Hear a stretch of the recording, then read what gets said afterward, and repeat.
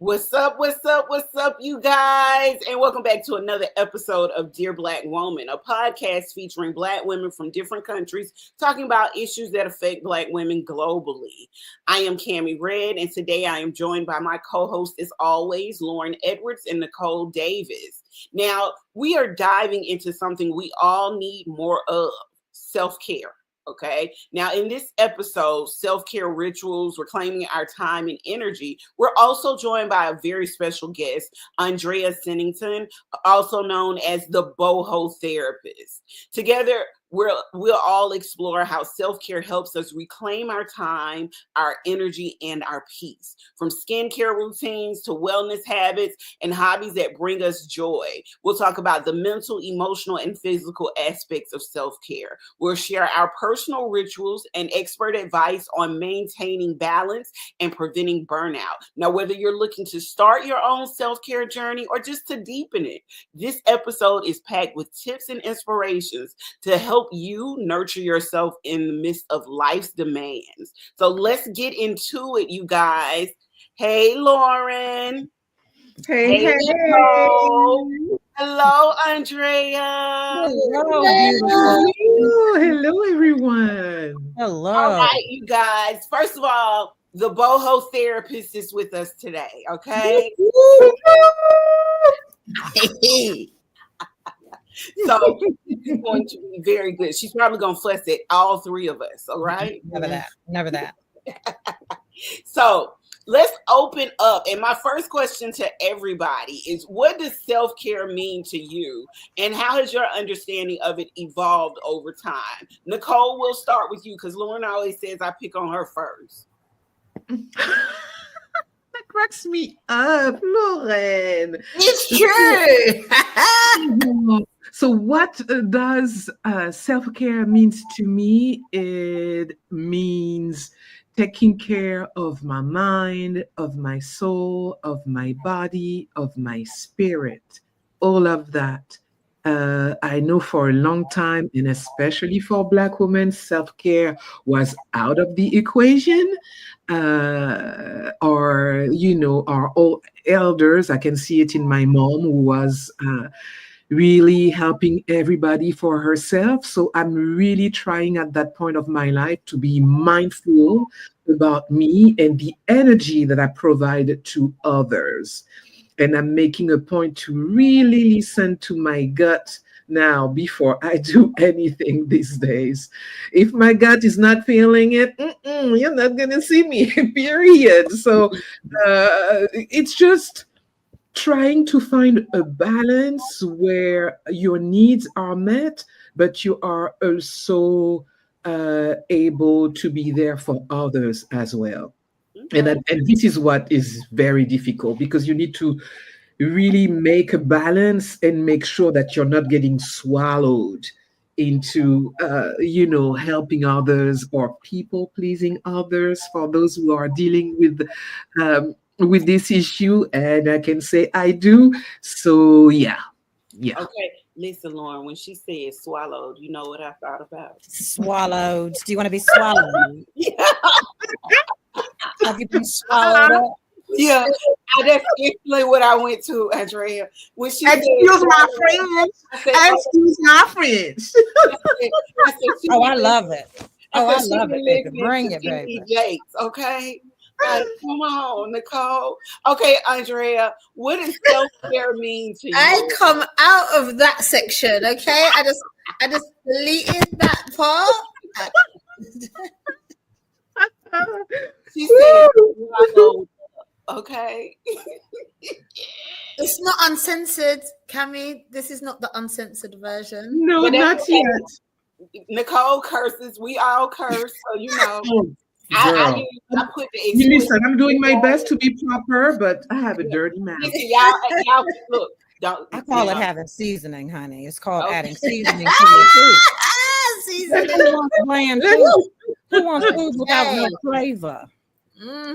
Okay. Don't be mad because I can make my food taste with how it come out of my mouth. What? Well, for me, I'm sorry. So, and to answer your question, I think we have to. Okay. So first off, let me say my name is Andrea Kennington. I am a licensed clinical social worker, PhD, been to school many times. And I do this because I needed this. Everybody does not come from a soft beginning, right? Shout out to Summer Walker, who is a niece in my mind, but soft life is something that we all deserve and need. And so what happens when we say self-care and we think about self, when you come from a space where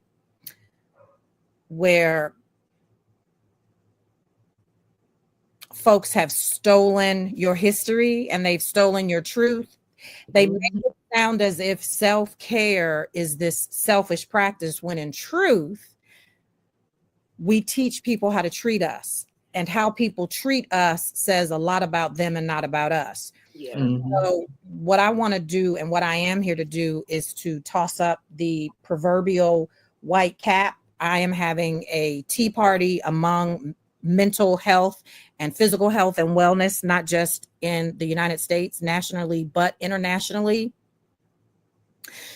Because when we are not taught, so we live from the macrocosm, which is everything that is happening into the world. It's filtered down into the microcosm that is us. Mm-hmm. So we are constantly told, not just as women of color and Black women, but as women in general, even and poor people, that we are not to engage in self-care, but we are always caring for others. Yeah. But the truth is, self-care shouldn't be a ritual. It should be a daily practice. Mm-hmm. In fact, one of the things that I encourage my patients to do is snacking. And not snacking by way of like eating foods, but snacking in how you take care of yourself. Oh, I love that. So like some people have challenges with endurance, etc., as your body changes. So there's a concept that I learned about probably about 5 years ago. It's called exercise snacking. So you do little bits of exercise throughout the day. So I've morphed that into my practice of teaching people, showing people, encouraging people to dive into self. Because again, we teach people how to treat us. So if you are not taking care of yourself, which is self-care, but then we try to make it selfish, but it is not, right? Then other people aren't going to know how to take care of you, especially as you age. I realized that I raised, and I'll wrap up in a second, I realized I raised my children in a very democratic household. But what I did was I taught them to be very selfish and take care of themselves and each other as siblings. But I never taught them to take care of me, because I was always taking care of me. So how does that translate? That translates with, oh, she doesn't need it. Mom, she's going to be good. Yeah. She's going to be okay. And so then people come and they're constantly pouring into you because they see you as strong. But here's what's real. Muscles only get strong because we work them. That's right. Yep. So if we are strategic around how we engage with self, because how we engage with self is how we interact with other people, period. Period. That's true. So self-care is brushing your teeth. Self-care is clearing your throat when it needs to be cleared. Self-care is making sure your ears are clean. Self-care is making sure that your glasses, you have your eyeglasses, the prescription is what it needs to be. Self-care is being careful not to squinch this line so that you can, grow older with grace. You don't look like what you've been through. Self-care is making sure your nails look the way they want to. Self-care for me is making sure my skivvies match, because I want to feel good about me all the time. Which means no matter how you treat me, I already know what I put my armor on. When I put my armor on, I put it on to come out and show you me, but also to remind me who the F I be. Yeah. Yes. So that's self-care. Yeah. Too much? No, perfect. No, that is perfect. No. So an I was example. like, can you put that in a jar for me? Send it. I'll send you my address. Just put it in a little bottle, and then you know what Cammy's drinking? Like one of those. Put it in there. Period. Send it to Period. me. It's like hot sauce, baby. You got to put it on every time. Andrea, you don't play. I love it. I don't. Not a serious. Not a gang. Not a gang. So Lauren, I let everybody else talk. It's your turn. Mhm.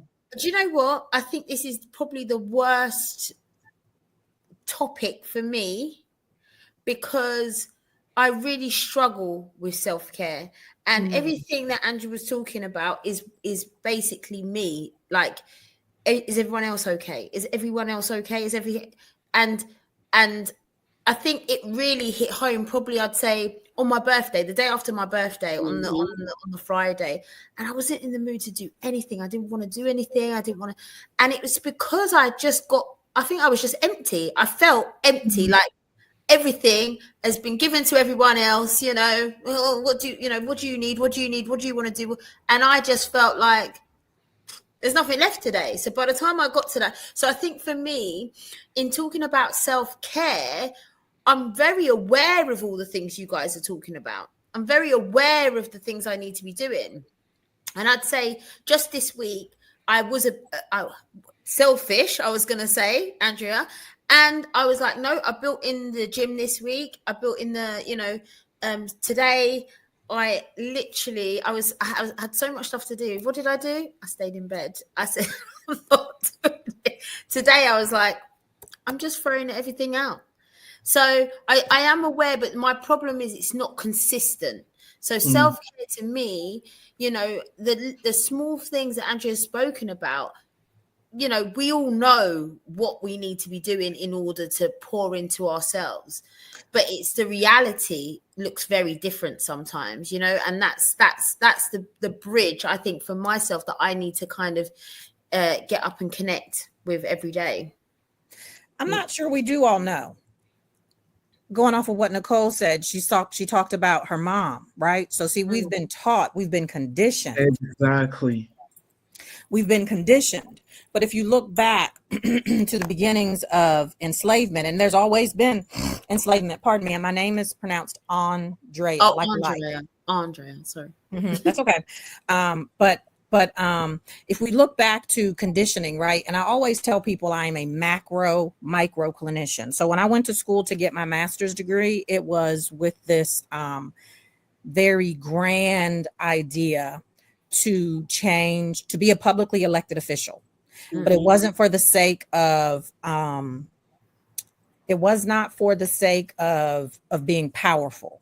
It was for the sake of, I worked as a special education teacher, and I have always, I do well in crisis. That's just period. That's because that's how my central nervous system was rigged, because I came from, again, very hard beginnings. Yeah. So while other people are losing their ish while the Titanic is going down, I am the one saying, no, get the board, get the raft, get the, and I was also in the military. So I'm true to this. This is what I do. This is who I am. However, it's important, again, thinking about the grand scheme of things, that if you've not made it a part of your life, it is because it has not become a true reality for you yet. Yeah. And the reality is, again, and I say this to the patients that I work with all the time, some of them get a little pissed, we teach people how to treat us. It's so true. We teach people how to treat us by way of how we are treating ourselves. Yeah. And that's evident not only just in our lives with in work or anything, that's also evident in our relationships. So when you're in an intimate relationship, your partner watches how you treat yourself and mimics the way you treat yourself.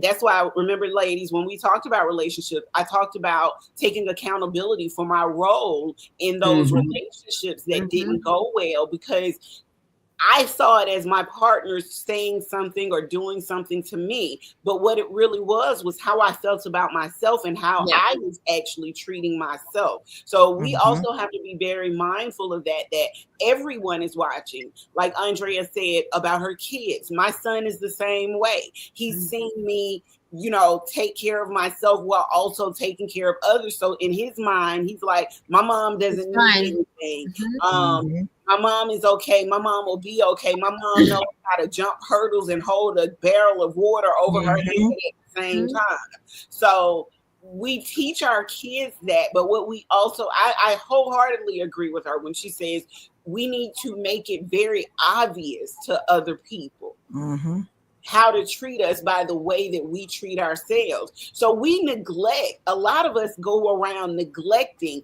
just certain things when it comes to our mental health, when it comes to our emotional health, waving it off. We talked about certain things when we talked about the strong Black woman syndrome or the stereotype that we get. Those play a part in it too, subduing our emotions, subduing our feelings so that other people feel like it's okay for them to, treat us certain ways. And it's not. Like we've got to learn how to stand up for ourselves. I think that's a very much a part of self-care.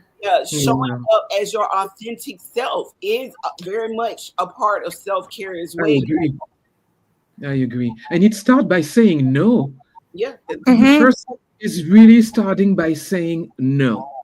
And in my case, I had to assess the past few weeks some relationship of mine because some people were pushing it, and I realized that I gave them basically the knife to stab me. So the goal was to take back my power and say no. Take back that knife, Nicole. Is that what you did? Give me that knife back. Give me that. And say no. And sometimes it's hard to really look at yourself and say, oh my God, I did this. I basically gave them the weapon to harm me. And that is hardcore. But once you start realizing it, once you start seeing yourself doing it, then there's no going back into. But it's years and years and years of unlearning something that is, like you said, generational, right? So it's not so much years and years, but it's also, like Andrea was saying as well, the social construct, post-slavery, and really unlearning all these patterns and things that were not for us to begin with, and were harmful to us to start, So basically, when you take care of yourself, it's basically a major act of decolonization for yourself as a Black woman, I say. It starts really there. Yeah. It is. I mean, if we talk about, like Andrea said, going back to slavery, we were conditioned mentally not to care for ourselves, but to care for other people and put other people's needs and wellness ahead of our own. So that now what we also mimic is the fact that that's what our mothers and our grandmothers did as well. So that's go ahead, Andrea.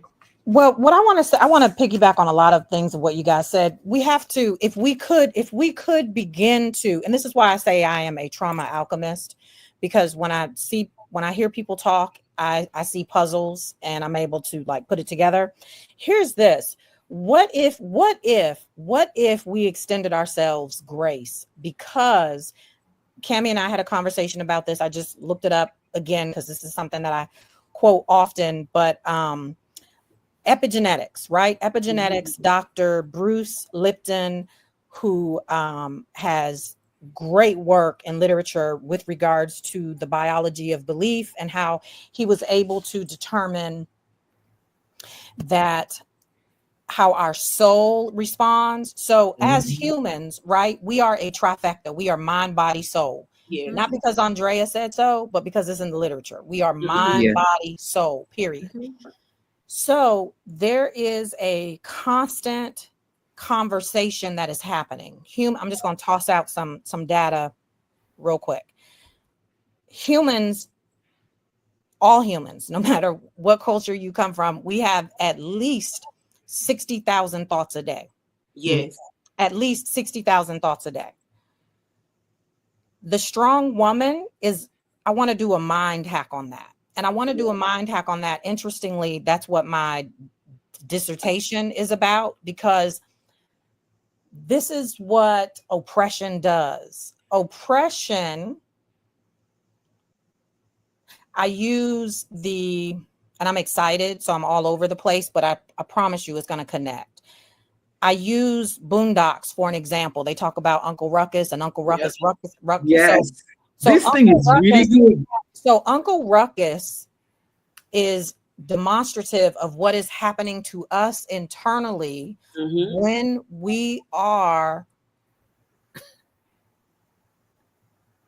cutting off our nose to spite our face. Yeah. Meaning,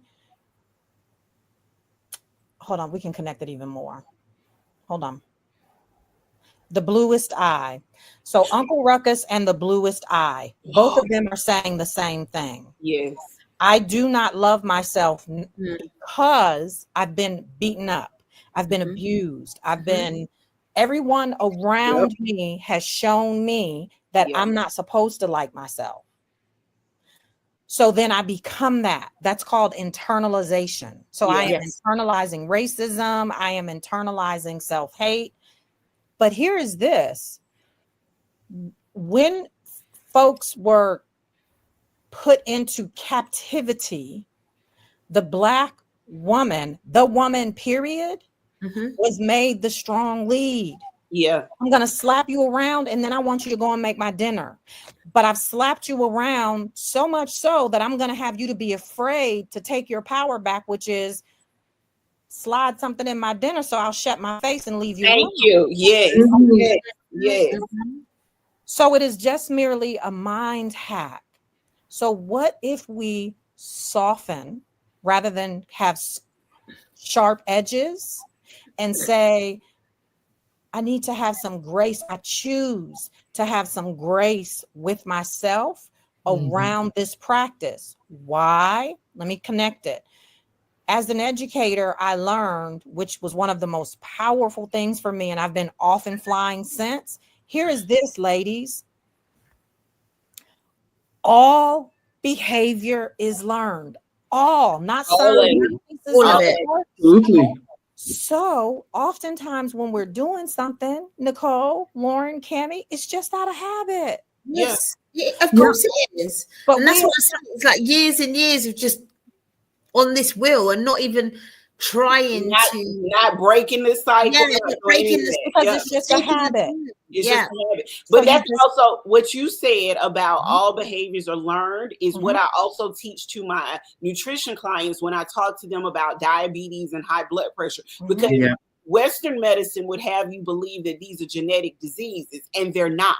They're not. To a degree, they are for epigenetics, because trauma stays in the family. Right. That's what Go ahead. A lot of it comes from behaviors that we learn from our parents and our grandparents, especially when you talk about their eating routines and who taught you how to eat. Your parents taught you how to eat. Your grandparents and your relationship with food. I think we've spoken about. We have how it is. Even like if you look at a Thanksgiving, even like I said in a Caribbean household on a Sunday, or even not even a Sunday. If you're a traditional Caribbean family.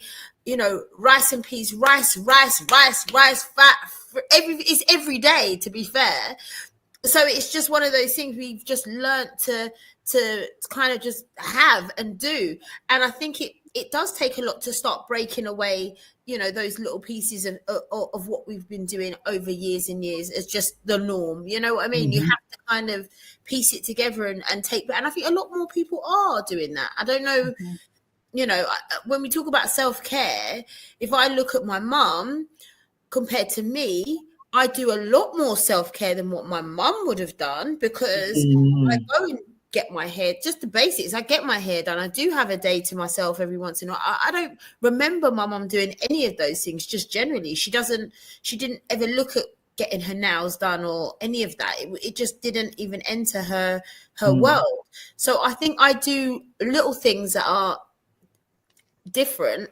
And I think if you're looking overall, women, Black women especially, in their 40s, in their 50s, in their 60s, they look completely different to a previous generation of that same age group. Completely different. So there's something that we are doing that must be a bit different, because we are looking different. We are looking more vibrant. Do you know what I mean? I mean, I see some women in their 60s. I'm like, what are you doing? Like, seriously, what are you doing? I don't know about that, because my grandmama 96 years old and she looked like she in her 70s.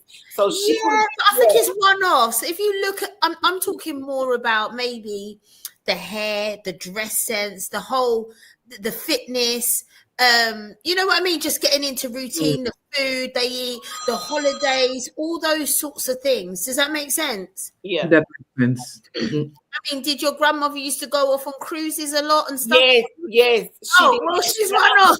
And let me be honest with you. She actually took us with her. So growing up, we had family trips every year. But not on her own. Not on her. Well, I have to take that back, because yes, she did. She's mad right now at my auntie because my auntie went on a cruise without her. So yeah, she's. Well, Cammie, excuse me. It sounds like your grandma was a renegade. It sounds like I your grandma was a woman before her time. Just like my grandma, who died at 103. Wow. Who was born in 1913. Yeah. And though I never saw her with a man, she had men plentiful. She was married, but that's not my point. My point is that she owned land, property, and so many cars, honey. It was a running joke. Like how did Belle get cars all the time? So there are people like Harriet Tubman too, Fannie Lou Hamer, who didn't practice life as normal. Why? Type of exposure. But do you see that they stand out? Well, they have some type of exposure to something different. Yeah, exactly. Because the norm, that wasn't it's not the norm. It wasn't the norm. It was the abnormal, but it wasn't. It was just but it was their normal, because they had been exposed to been exposed. And so that's why I was saying, see, this just hones in the point, what I was saying, which is true.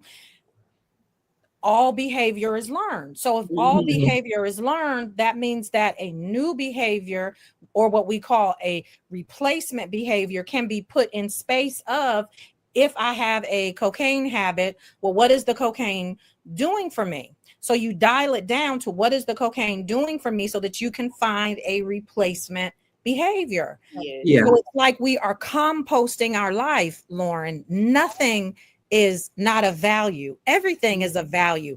And we alchemize it by making it valuable by way of how we choose to utilize it.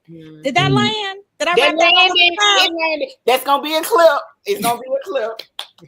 Thank you. I'm sorry. I get really excited. And I love it. Like I said, people are going to be saying, can you put it in a jar? I'm telling you, you're selling them.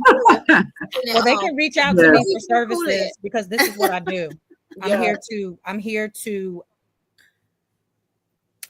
I have been through a lot. And so I ask my patients this all the time. What's the difference and the similarities between superheroes and villains?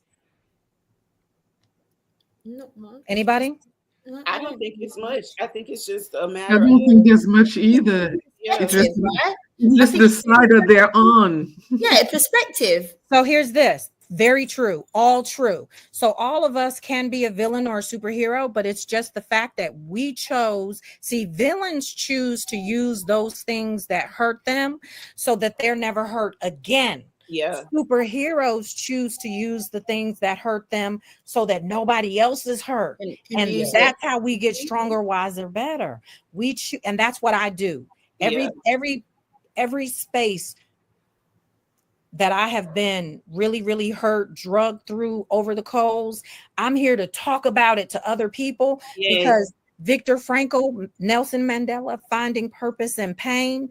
If somebody else gets a win off of some pain that I experienced, it's a win for me. It's a win. Yeah. I love that. That what you just said, and I don't know if you got, I know I I watched this when my son was younger. There's a cartoon movie called Megamind.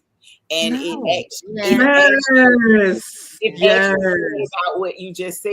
He was the villain initially in the world, but he turned into the superhero. And it was just a matter of him changing how he saw things and changing, what he thought. And not only just him, but other people realizing that he had changed as well. So he went from being the villain to being the superhero. And so here's this. Think about that for a moment. People who have narcissistic personality disorder, people who are narcissistic, these are people who have been deeply hurt. Yep. How powerful are you if you are so afraid of ever being hurt again that you would perpetuate that onto other people? You're not that brave. So if you're constantly having to beat up somebody else, if you're constantly having to switch the rules of the game to win, have you really won? No. Mm-mm. You're not winning, but not only are you not winning, but you're cheating yourself. On period. And that is why I love generational trauma and I love epigenetics, because here's what's real. The animal kingdom and the human kingdom, it all matches. It all replicates itself. So if you are an animal in the forest and you can't get up fast enough, that's all, folks, right? You're going to get eaten. So all these people that are in power, the 10% that rules the 90%, they do that because they're not thriving. Their generations aren't continuing to go. Why? Because they don't know how to plant a seed. They don't know how to do anything with their own grit, strength, or tenacity. They only know how to manipulate the vitality of other people who are in oppression. That's it. That is it. That's it. Yep. Drop the mic right there. That control that I have to be in control mindset comes from. I have to be in control, because if you're in control, you might do better than me, or you might go do this, do that. You might outdo me, but I can't have you outdo me. And that's where that control mindset comes from. Right. And I can't allow you to think that you could actually do better than me either. Right. So then that means that the person who is oppressed, they really do have the power. It's just a matter of a change of perspective. A Course in Miracles defines a miracle as a change in perspective. 100%. That's why I'm not even gonna lie. That's why podcasts like this and podcasts who focus on helping Black women and helping other women of color or women period are so important, so that we all can understand that we have to change our perspective on life. You can either choose to be oppressed, or you can choose to, move forward in your power. And it is my desire that we all choose to move forward in our power. Period. So, and I do this because see, folks like to, no shade, no tea. Folks like to come from different countries to the United States, and because this whole race concept was one that was created by the United States. And it's just so crazy how in the United States, they will literally ask you on your applications and stuff, what's your race? And then they have African Americans. Like, everybody knows it's just the human race. Like, everybody knows that, but they buy into this concept. So here's my message. Women of color, people of color, I'm talking about your skin, because when you go into the doctor's office to receive care, you can put on there that you Caucasian and all this and stuff if you want to, but they are still looking at your skin. And that is where the systematic oppression, depression, and racism is going to take place. It has no difference. Period. So I'm doing an all call because it's not highly advertised, but the truth is, it is at epidemic proportions. Yes. The folks that look like us who are dying by suicide. Yes. Yes. So Oh, that we is yes. just why. talked about this Yes. last So week. that is Oh, why I am here. Like, I don't care if I offend somebody. I don't care if I piss somebody off, because to be in a place where you are suicidal and feeling like you are in the 19th realm of hell, you already don't feel well. yep. So to be able to ring the alarm and come with some spiciness, curse words and all, peppering up the food so that you know that, hey, I can just think about this differently and I might be okay. Mhm. That's what I'm here to do. I don't care if it offends you, my bad.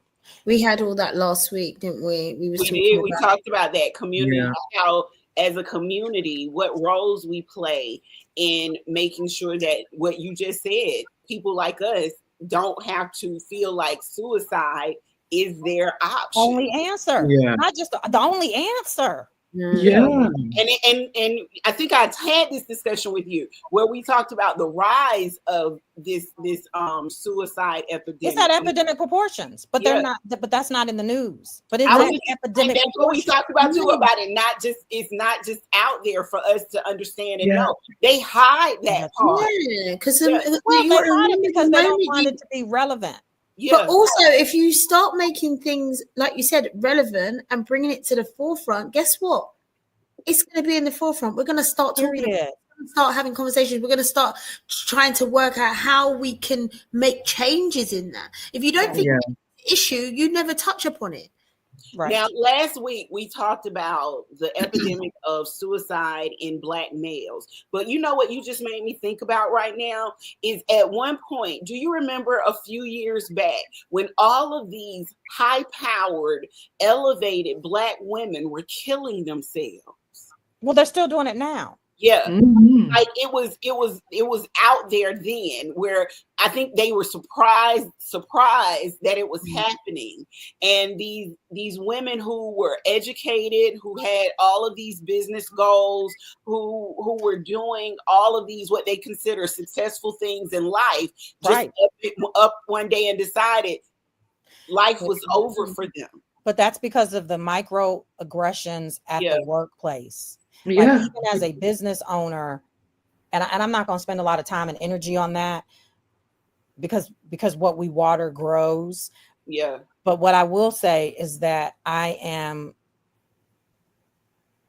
attempting to initiate peer counseling training so that folks who haven't even gone to school can be able to have a better idea and comfortability around what to say to someone who seems hopeless. Yeah. Yeah. But Yeah. and let's roll that back a little bit. That's Mhm. actually a part of self-care, to be completely honest. Yeah. I agree. 100%. That's just a part of self-care. And I say this because I often say I am not my sister's keeper, but I am my sister, which means that, you know, I understand where she's coming from. I understand what she's going through. I understand all of that. And it's my responsibility to make sure she's in a place to see who she is, to understand her power and to understand her worth and her value as well. Facts. And the way that we do that, again, is how we treat ourselves. Yep. Yeah. Because if you walk into a room, you know, you've seen people, some people, you know, they walk into the room and it's like they're floating, you know, if you're a secure person, they motivate you. Let me put on some red lipstick too. Let me get me some black frame, black rim glasses too. Let me go and, you know what I'm saying, get my hair and nails did too, because iron sharpens iron. Yeah.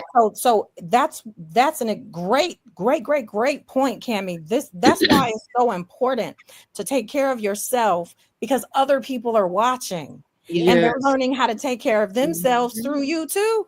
Yeah. I think I made a post a couple of days back because of what I had been going through for the past 6 months. And I went and got my hair. I did my hair. I went and got my eyebrows arched. I went and put on lashes. And I even posted, I said, hey, I know usually I look a little homely when I get on and, do these videos or post pictures of myself. I said, but today I am definitely feeling myself because of the way that I look. And I'm bringing the old Cammie back so that you guys can understand that when I talk about thriving after trauma, that I'm talking about literally thriving in every way. That is from your head to your toes, from inside out, how you look, how you feel, what you say, how you approach others, how you allow others to approach you as well. Andrea dropped off. Oh, did we lose her? Oh no. Yeah, but that's okay. It's time. She had to go. She's got a client coming in at 2. Okay. So she's good. What she said was very energy, full of fact, full of just enthusiasm, and actually kicks that door in. If you have any doubts, if you have any, she literally came in and was like, boom. And I told y'all she was gonna do. There she is. There she is. Okay, I thought you were gone because I know you had an appointment. Yeah, but I do have to go. It is 10:50. That was an accident, child. This is a day like Andrea. Girl, this is what you call neurosparkly. Y'all didn't know. You can be intelligent and scatterbrained at the same time. I'm a living, walking witness. Listen, I am too. Don't worry about it. Look, I have those moments myself where I forget everything. Yeah. So, guys, thank you so much for this. Thank you. I have a podcast too. I want to schedule to have y'all on. And don't forget the jar. Can you just? I'm so like I feel like how I imagine a person may feel who's won the lottery having met you all. Oh, and I thank you for that. Let's get you back for our uncensored. We'll have you back. I'm going to send you an invite so you can come to our uncensored conversations. Okay. Oh yes, I'll send you like screenshots of my schedule. I have a new assistant for now that can maybe help me with things getting like organized. For now, take that out. I'm sorry. But yeah, I want to do this more. Like we need to do this more. I would love to invite you guys to my podcast as a group. We would love to be on your podcast. Okay. Oh yes, that sounds lovely. We love to support other We have so many things that we need to you've been a breath of fresh air on this episode. We absolutely love you being here, and we're definitely gonna have you back next season as well. And you kept us all quiet, Andrea. You kept us all quiet, which means you commanded your space. So now I'm going to get glasses like you now. Listen. I used to be a school teacher to children who had probation officers, baby. So I know how to get a room together without there being any violence. No violence. Okay, I can get it together. You got this. We love you. I love you guys too. Thank you so much. Namaste. You. We'll see you later. Okay. Take care. Yes. Oh, that was great. I told you she was. Yes, that was awesome. That was awesome. She and I had a very long conversation. I think we were on the phone for like 2 hours the other night, and we were it was just going to the point that we forgot what time it was. Yeah. The aliens. What you saying? Hello? I said the aliens have got you. It was like really Thanksgiving time. That's what it is. Yeah. Y'all know I'm about to go cook. So yes. We know what type of They're coming to Cammie's to come and gate crash. Yes, listen, look, I'm gonna be cooking in several different ways today. Okay. Yeah. I'm gonna be getting languages. I'm gonna be getting my self-care in. Okay. And languages. Uncensored, Cammie. Uncensored. Say something. I'm gonna get my self-care in the morning when you call me, Lauren. I don't even know if I'm gonna have these lashes on still. But listen, Lauren has left the building. You look glowy and just juicy and everything. So you got her. Anywho, I've been doing. Hold on. care. Lauren, wait. I got a joke for Lauren. Remember the last time you called me on video phone and I was doing in the bathroom? I don't think that. So check this out.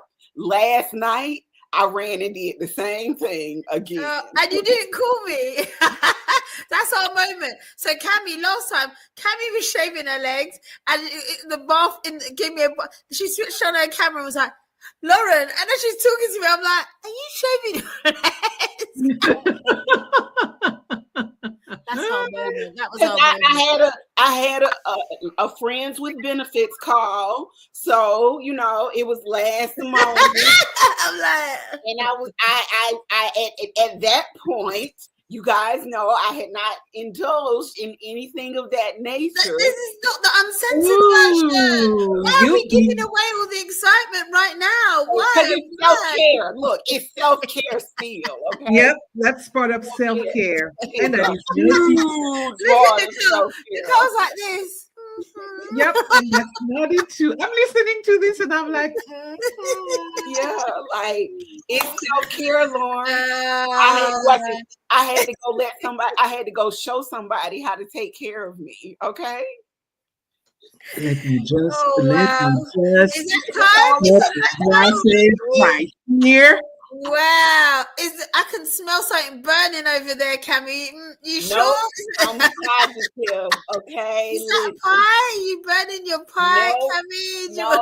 No pies are burning. Nothing is burning. Nope.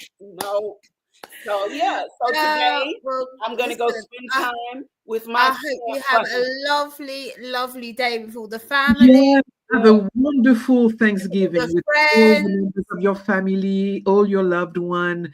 Be safe on the road. Yeah. Yeah. Nicole makes me laugh. Nicole knows what she wants to say, Nicole safe on the road. Be safe on the road. On the road. Yes, because you got plans. So I'm getting ready to take this ride. I'm going now, yeah. You guys are taking the piss. No, Nicole. When Nicole's you guys. I'm going. When you don't start doing cowboy moves, this is not working. Yippee-yay! Hold on. I got a cowgirl hat too now. Listen, y'all forget I lived in Texas. I think she took the sweet potato pie to a whole nother level, and you're encouraging her, Nicole. You're encouraging her. Listen. What's this? What's this, Nicole? What's this? Nicole, tell her that yams are good for menopause. Oh my God, it is extremely good for menopause. It is good for you. It is a healthy source of carb. Yes, it is good for you. Thank you. I'm going. You are naughty. Nicole, you understand what you started. Get out of here. Lord, that's gonna be a hot Thanksgiving for some people, all right? Oh, I'm out of here. You guys and watch this, Lauren. I got somebody who's not American. He's Haitian. So he made oxtails and rice and peas. Oh, yes. Let me tell you how much of a really good friends we are. Yes. So today, yes, we're going to celebrate with our family and friends and all that stuff. But tomorrow, he is deep frying a turkey. Nice. So that's you. Yeah, that's you then. So tomorrow we're recreating Thanksgiving all over again. So tomorrow he's deep frying a turkey. I'm making dressing. I'm making macaroni and cheese. All of that stuff. We already spoke about this food situation. I'm not talking to you anymore, Cammy, about it. And Nicole, don't encourage her. I'm done with this. I'm just saying, self-care comes in different ways. Okay. Oh, yes. Yeah, it comes in different ways and sizes. Let me ask you all one more question. I'm gonna. Now, how do you approach self-care as an act of empowerment and self-love rather than just another task on your to-do list? I think you need to separate it from being a task. I think, like you guys said earlier, if it's a part of a routine of like something you're just building into who you are as a person, it's not something on your list. So you don't look at brushing your teeth as something on your list. You just do it. Yeah. You know, and also I think it's about focusing on the things that make you feel good, because the things that make you feel good, you don't look at them as tasks. Exactly. And so I think that's really important to do, to kind of not look at it as, oh, I've got to do that, but you know, that or that. It's got to be, no, that is just a part of what I'm doing, and everything else is the list, you know? Mm-hmm. So I agree with you on that. What about you, Nicole? Well, it's just we're all different and everything, but it's just a matter of giving ourselves grace and doing trial and errors and see what's working for you. Because you're going to see if something is really stick, it's because you like it and you have nicely integrated it. But also, don't hesitate to try other stuff as well. You know, you don't need to have an hour workout right there in the morning. You can spread it up and like. Sorry, I can't take it. I tried to hold it in. I tried to. Sorry, go on, Nicole. Sorry. It's okay, Lorraine. It's okay. You can spread it up along the day. Excuse my French here. It's just a matter of organization and and just always think about organization and orgasms. They work hand in hand. Nicole's trying to organize your orgasms, okay? Well, that is a, don't get it all in. Matter to organize. Don't get it all in the morning. Spread it throughout the entire day. Exactly. A little bit of a sprinkle in the morning, a little sprinkle for lunch, a little sprinkle for dinner. That's 3 times a day, y'all. That's the best way to do it, Nicole. Guys, my stomach is hurting. Can you stop? I'm done. Okay. This is my last question. Then we're gonna wrap it up. What advice would you give? Wrap it up.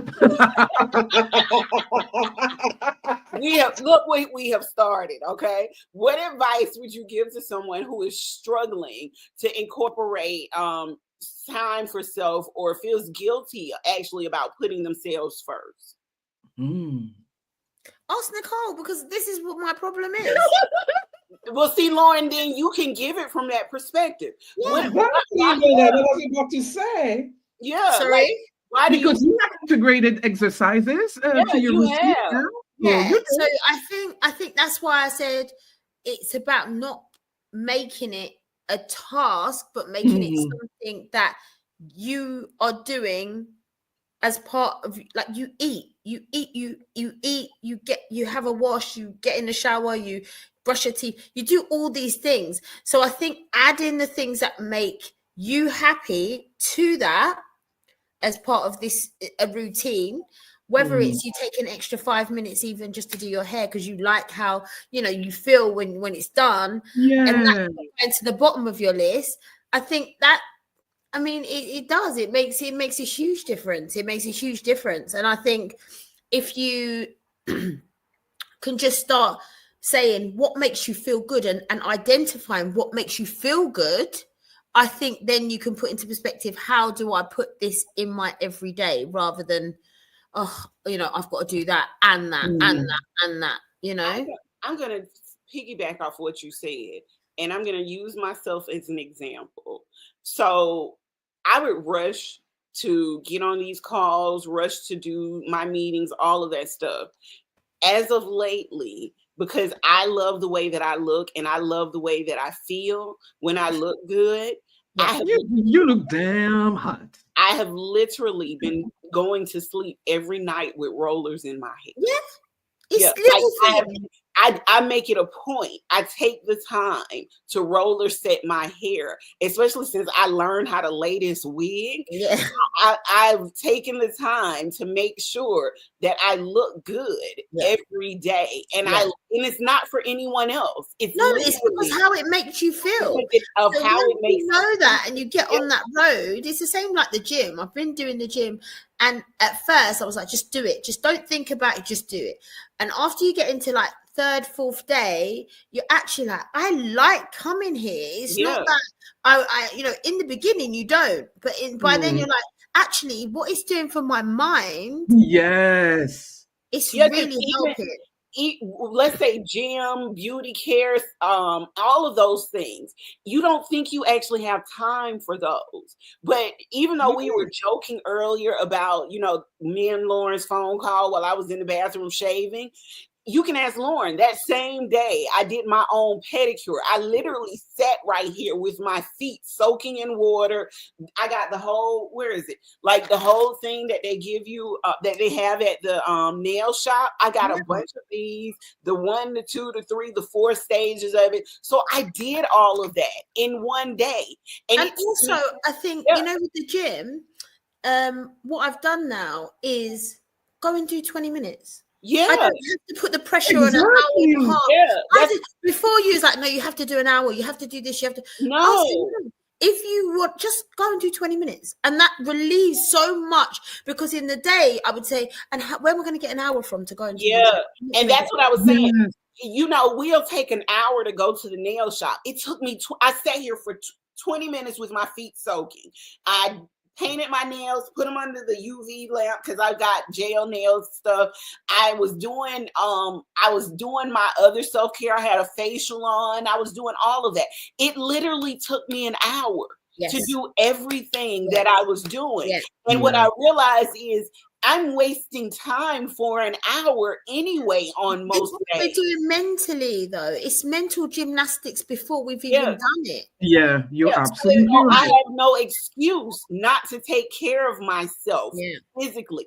I was giving myself excuses. Oh, you don't have to comb your hair today. Just wet it and puff it out, do your curls, and you'll be fine.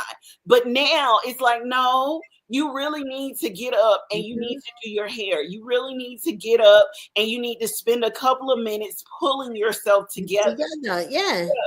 Whereas before, that's why I even apologized to the public. I was like, hey, I know I've looked homely for a couple of months, but that's because I was still trying to figure out who I was, where I was. You're allowed to do that. And you're allowed, and you have to give yourself grace for that. We're all going through it. Like for a lot of us, 2024 was a hell of a year. Jesus. Oh, it was. So now is really, like was saying Andrea, like a little bit of soft time for you. And it can be walking down the street. It can be opening your window and watching the sky, which is really kind of soothing for your soul. It can be cooking yourself a nice meal that takes 20 minutes, calling a good friend. It can be anything that makes your heart content.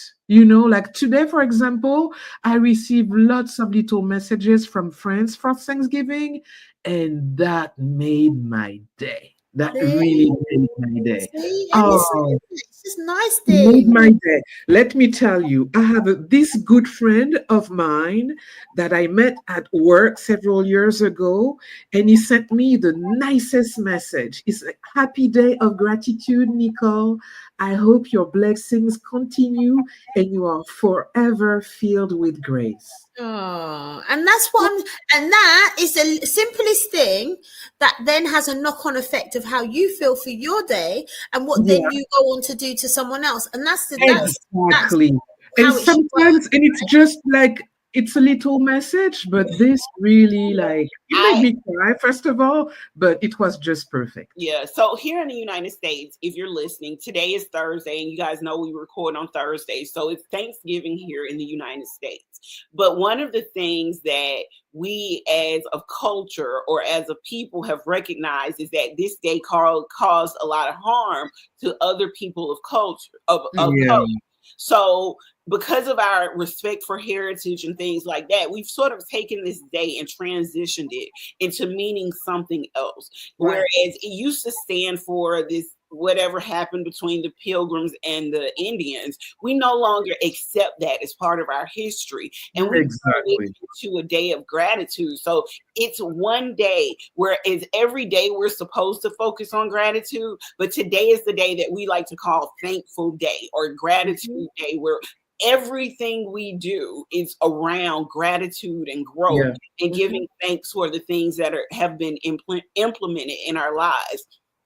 I did a live on my Facebook page right before we got on, and I talked about gratitude, growth, and thriving after trauma, and how, when we go meet with our families or we go fellowship with our families and friends, some of us are facing traumatic situations, which causes us to, not want to go and not be grateful. But I talked about my relationship with my mom, and I talked about how that has grown and how, I'm grateful for that, but how I had to look at my mom as a human being and not just as a parent, and give gratitude for, the things that she was able to do versus the things that I wanted her to do, and how that helped me build my own personal relationship and helped us grow in our relationship as well.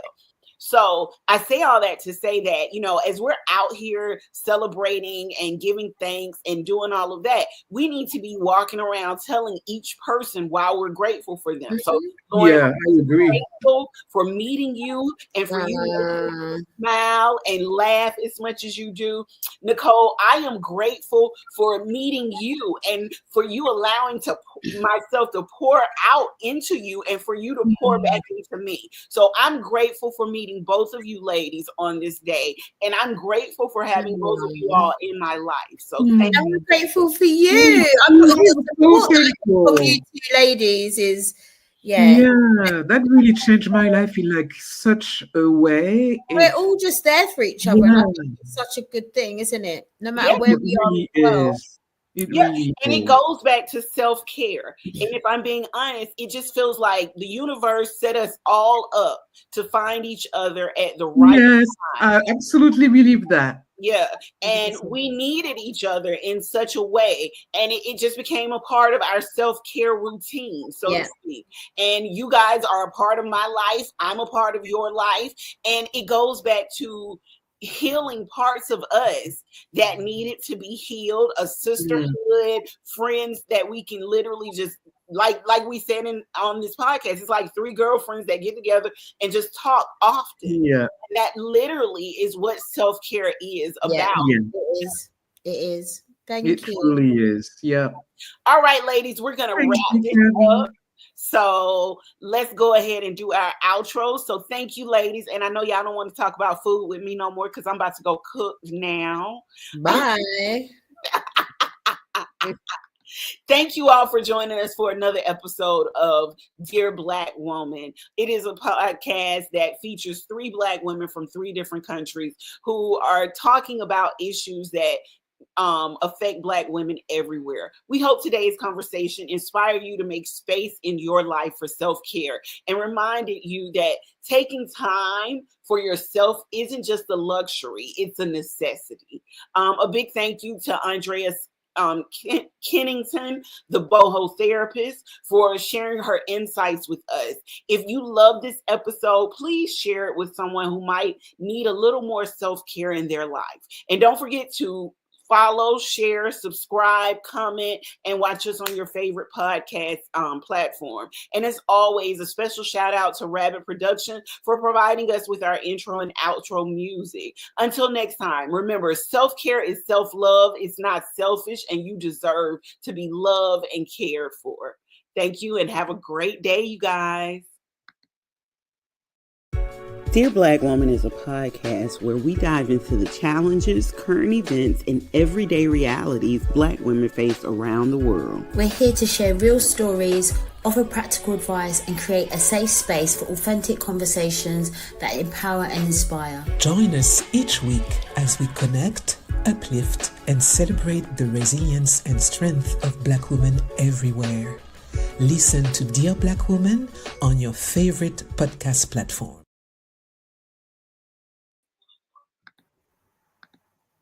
paper, Mary?